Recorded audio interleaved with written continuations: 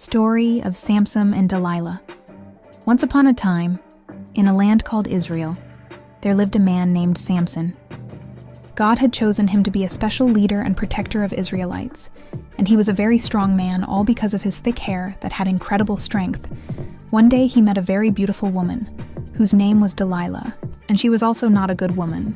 Although pretended to love Samson, her motive was to betray Samson, and she was working for the enemies of Israelites, a tribe of people called the Philippines, and they hunted Samson so much, but they fear him because his strong strength.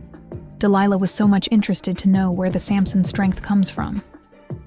But Samson could come out with stories because he didn't trust her also. Every time Delilah fed the Philippines with the wrong information, they could capture Samson on each occasion. Samson easily broke free, thanks to his strong strength. This happened 3 times, and at the point Delilah realized she has to do something for him to feel guilty. Delilah played on the fact that Samson loved her and pleaded with him to tell her the truth, if his love for her was real.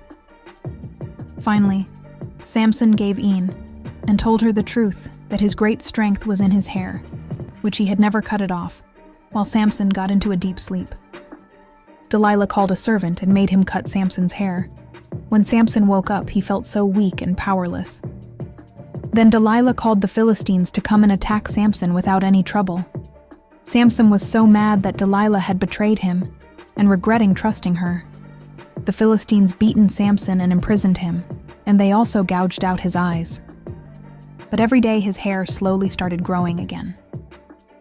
One day, Philistine decided to have big party celebrating the fact that their gods had delivered Samson into their hands. Abdi even decided to take Samson out of prison to humiliate him in front of crowds. But Samson told one of their servants to take him to the middle pillars of the temple. Samson rested his hands on both of the pillars and then prayed to God for strength, just one last chance time. And then he pushed with all his energy until the pillars began to shake. The pillars had crumbled and the whole temple came tumbling down. Everybody inside the building were crushed. Samson had sacrificed his own life to defeat the enemies of his people. He had shown great bravery, strength, and belief in God, even in his weakest moments.